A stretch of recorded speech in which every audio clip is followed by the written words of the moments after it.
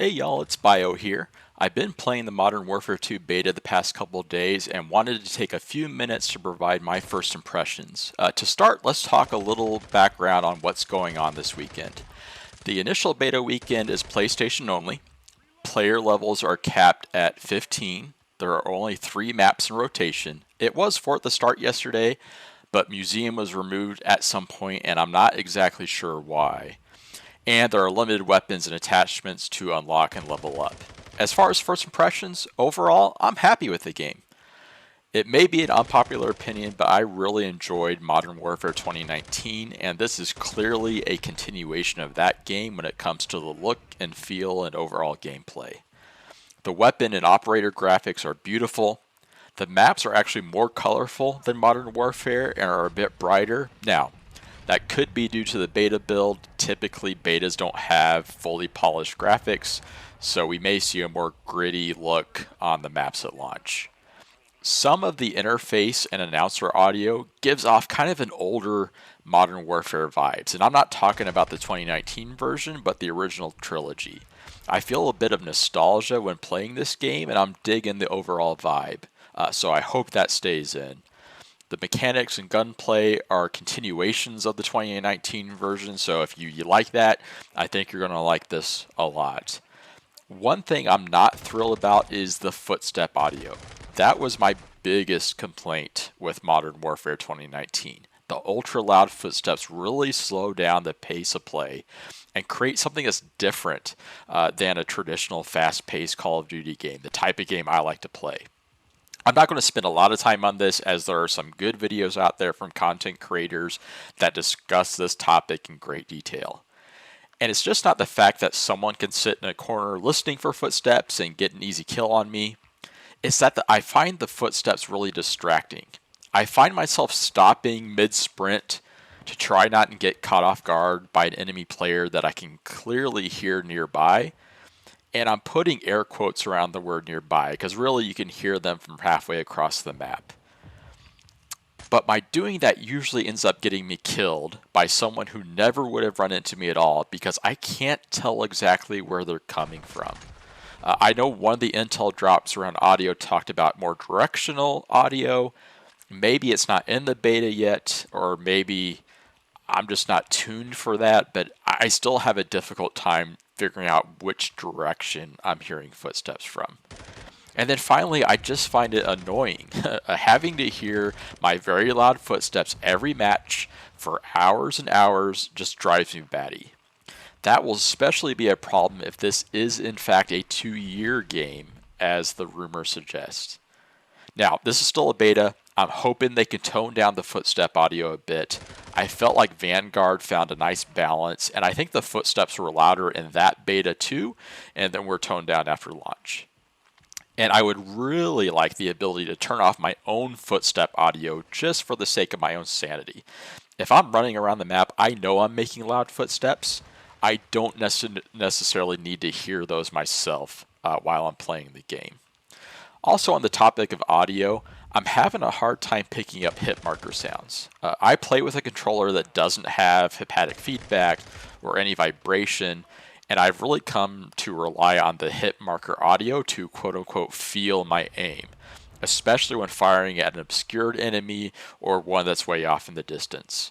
But much like the graphics, this is a beta, and we may not be hearing the fully polished audio that we'll get once the final game launches.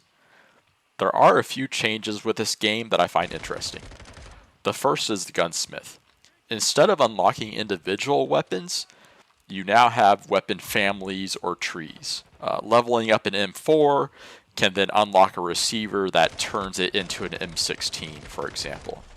Once you unlock the attachments on the M4, those attachments will be available on the M16 as soon as you unlock that receiver. So that's kind of the case for all those. As you progress through a weapons class, you get to carry over those attachments that you've unlocked on the previous weapon.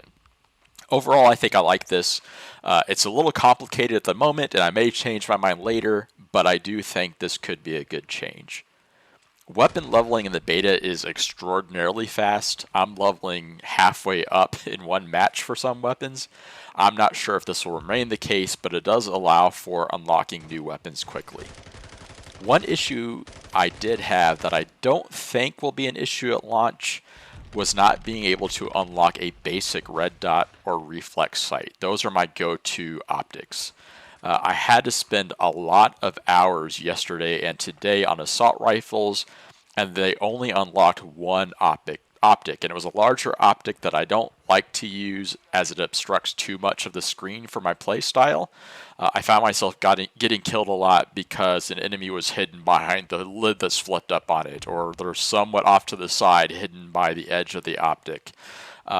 Once I finally unlocked the SMG, that's part of the M4 tree today, I was then able to fully unlock a red dot sight. As soon as I did that, I finally crossed 20 kills in Team Deathmatch for the first time all weekend. Did that a couple times and had more consistent performance. Now, the reason I think this won't be an issue in the full game is because I assume you'll have a starting weapon in each weapon class, unlike in the beta, which didn't have an SMG available at all to start. And you can probably unlock your optic of choice sooner based on what class of weapon you're using. I've also purchased the Vault Edition on PC, and that will have that unlocked by default due to the weapon blueprint that comes with that. Not saying you need to run out if you're concerned about that and buy the Vault Edition. I mean, lots of things will change between now and launch, but that's just something I noticed. Another change is the perk system. You get to equip 4 perks across 3 tiers. You get 2 perks in Tier 1 that are immediately equipped at the start of the match. Your Tier 2 perk unlocks 4 minutes into a match or sooner based on your gameplay. And your Tier 3 perk unlocks at 8 minutes into a match or sooner. I don't have any issues with this system, but I also don't understand the advantage. I haven't heard Activision explain why this was implemented this way, and haven't seen any benefit during my gameplay compared to a traditional perk system. The only issue I have with this is it doesn't show you what perks are active during the game. Now, the announcer will tell you when you unlock the Tier 2 or 3 perk, and they do display on respawn, but that's it. I don't keep close enough track of that to know what I have active at any given point in time. So when I have Ghost equipped, an enemy UAV is launched, I have no idea as to whether or not I'm actually showing up on their radar. I do hope they make a change to persistently display these at launch, so we'll see. The final big change is with the menu interface, as is usually the case with a new Call of Duty. I find it a bit complicated and cumbersome to navigate, and this seems to be the consensus with a lot of players when I'm looking at feedback online. In an effort to make it cleaner, they've hidden a lot of items behind submenus. So things like your calling cards or emblems are no longer right there on the lobby menu. There actually isn't a barracks option across the top like you would normally see. Instead, you have to open your options on PlayStation, which is, the AKA the start button, scroll past several other menu trees before you get to it, and then once you get in the calling cards and you equip one and you exit that menu, you're taken right back to the main lobby menu. So if you also wanted to look at emblems, you've now got to go back through that 5 or 6 click process to get there. So it's a bit cumbersome. This is also the same with Gunsmith. I find Gunsmith to be a bit clunky, so hopefully they'll make some changes to the menu interface before launch. Now, it's always easier to talk about the things that need improvement, but I want to emphasize that I'm very pleased with this game so far. I'm really looking forward to the October 28th launch. The play you've been watching is from a Twitch stream earlier today. I may do another tomorrow, so please check that out. I'm normally a PC player, so I'm really looking forward to next weekend's beta, as I'll actually be able to test these on my preferred platform. And if you're an Xbox player, you'll get beta access next weekend as well. As mentioned earlier, I did purchase the Vault Edition on PC, so I'm looking forward to checking out the Red Team 141 operator skins and the FJX Cinder blueprint. That's it for today's video. I'm sure there are things I've forgotten to mention, or there will be changes this weekend that aren't in place yet. But thanks for watching, and until next time, I'll see you in the game.